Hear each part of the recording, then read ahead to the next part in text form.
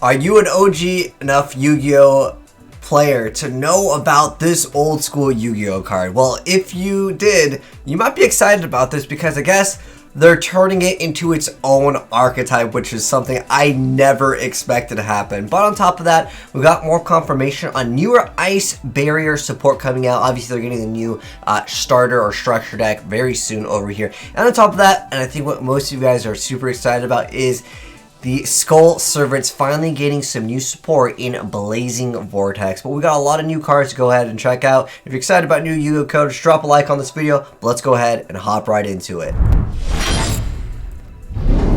So the first card that we're going to be taking a look at is White Baking. This is the new support for Skull Servants. This is a new level 1 Dark Zombie effect monster with 300 attack and 200 defense points, and it says that you can use the third effect with this card's name only once per turn. The first effect is that this card's name becomes Skull Servant while in the graveyard. The second effect is if a level 3 or lower zombie monster or monsters you control would be destroyed by battle or by card effect, you can discard this card instead. The third effect is if this card is sent to the graveyard, you get to add 2 of these monsters with different names from your deck to your hand, then discard 1 card. Skull Servant, monster that specifically lists the card Skull Servant in its tech except for White Baking over here. So this card actually has a lot more uses. Obviously it's for Skull Servants, but this effect alone basically makes it a hand trap to potentially protect your zombies from being destroyed by battle or by card effect. I think this is actually quite huge, as it's also another zombie monster and it's a level 1, which will work well with War Arthal. You could potentially make a deck that just happens to have a level 1 in some form of your combo. You know, obviously not going to be the jet engine, but basically if you are able to still go ahead and go for Halki Fibrax and still make some use out of, let's say, other tuners, you have potential to go ahead and just add this card to your hand, and then on top of that you have extra protection to maybe an established board. So I think this does a little bit for zombies in general, but more importantly Skull Servants get the other bonus effect. But again, you could still definitely use the card at the end of the day for that deck. Next up, these are going to be some rush cards over here. Now these ones aren't going to be confirmed, these are just from the anime over here, but the first card that we're going to be taking a look at is the Abdominal Post-Apocalyptic Beast Warrior, which is funny because it's not even a monster, it's actually a spell card over here.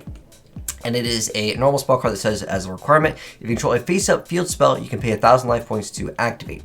The effect is to spell summon 1 monster beast warrior type from your graveyard to your field face-up. During this turn, the monster spell summoned by this card pierces. So just piercing, not that special over there. But next up we have Jewelry Trap Hole, which is a normal trap card. The requirement is you can activate if you control 3 face-up level 4 or lower aqua type.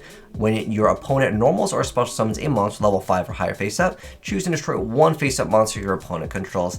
Again, mediocre-ish effect at the end of the day, but I still will cover new Yu-Gi-Oh cards regardless of how viable they are. Now, this is actually something very interesting. So this is the new Ice Bear called the Attendant of the Ice Bear. It's a top secret effect. We don't know what the heck it does yet. However, we do know that it will be a promotional card over here. So that means it's kind of unfortunate because it's technically a starter structure deck that we're going to go and purchase for the Ice Barriers, but then they're going to start putting this stuff elsewhere. I hope this is not the case with the TCG, as sometimes they do things a little bit differently, but it's just one thing that, you know, when you buy 3 copies of structure deck, I really feel like you should be able to play the decks, but it looks like they're going to go ahead and maybe start piecing these out in other booster packs or other forms of Yu-Gi-Oh content, which I don't know how I feel about that. I like it when there's a structure deck, you buy 3 and you go.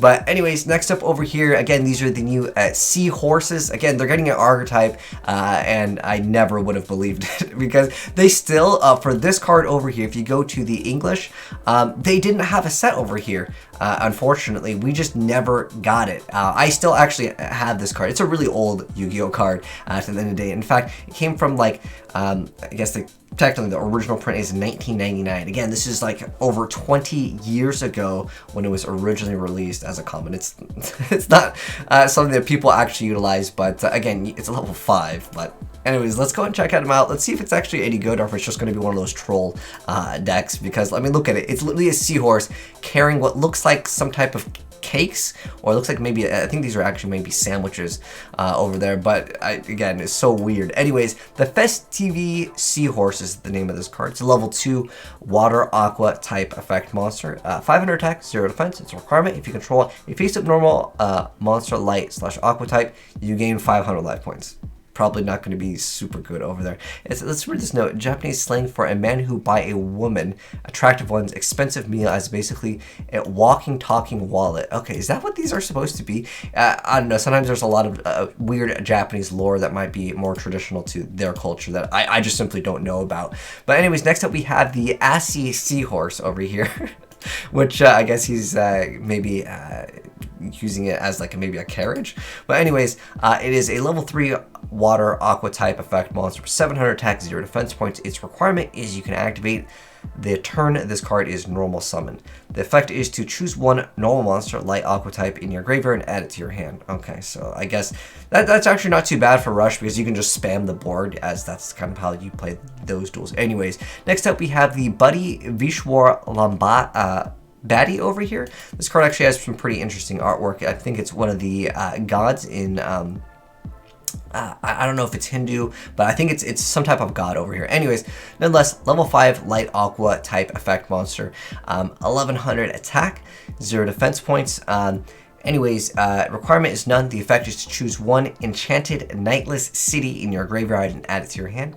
And then okay, so it's Ranbu. Okay, Dancing Buddy, popular in the 1980s. Some untranslatable joke. Anyways, next up we have the Beast Gear World Trike Fox over here, and is it riding some type of a bike? What the heck is this? Anyways, 400 attack, 900 defense points. Requirements during turn. This card is normal summon. You can activate if your opponent controls 3 monsters. The effect is supposed to summon one monster level 7 or lower beast type warrior from your hand to the field face up. During this turn, you can't attack with monsters that are 6 or lower. Okay, so it's to go for higher monsters. Okay. Next up, we have a new, this looks like some type of Uber card over here as the artwork on it. It's not even a legend though. Why did they make this card have like the insane holographic? Maybe it's just the rarity of it. Anyways, this is the Beast Gear World Conquering King Convoy Legion. Maybe this is the translation. I don't know. Or Legion. I don't know. Anyways, here's the artwork on it. 2300 attack, 2000 defense points, level 8. Requirement is you can activate by sending 2 face-up monsters, level 4 or lower beast warrior type you control to the graveyard. The effect is until the end of this turn. This card gains 100 attack times the total levels of the monster sent to the graveyard for this effect's requirement. During this turn, cards you control cannot attack except for this one. You can only declare attacks on attackers and monsters, but it can attack all monsters your opponent controls 1 time each. This actually lets you go ahead and clear board. Definitely a card that finally is a little bit better, but again, you'd have to get rid of a few extra cards to go ahead and make actual use out of it. I mean, I guess you could go for potential bigger plays, but again, the problem with it is that this is the only card that can attack. But if your opponent has a bunch of stuff on board, but Rush Duel's a little bit different in the format. Anyways, next up though, we have the Enchanted Nightless City, or the City That Never Sleeps. Here is the artwork on this. So it looks like it's a field spell card that has no requirement. The effect is, while this card is face up in a field zone, face up monsters on the field light gain 200 attack. That's it. Okay, that was super surprising. Again, I just don't get why they hype up some of these cards. Wow, dude, and 200 plus 200. But anyways, guys, those are the newer Yu-Gi-Oh cards. Let me know what you think of it. I'm actually really excited to go ahead and see some people try out King of Skull Servants, as this is really good. It protects it, and on top of that, it gives you extra synergy, lets you get rid of another card. Cool stuff indeed. And again, War Arthur just is getting even better by the minute. But anyways, hope you guys enjoyed the video. If you did, drop a like on it. And if you are new here, make sure you guys are subscribed with that bell notification on. If you want to see gameplay of some of these newer things in action, definitely subscribe and you'll see it very soon. But anyways, thanks for tuning in, guys, and I will catch you in the next video. Have a good one, and I'm signing out. Peace.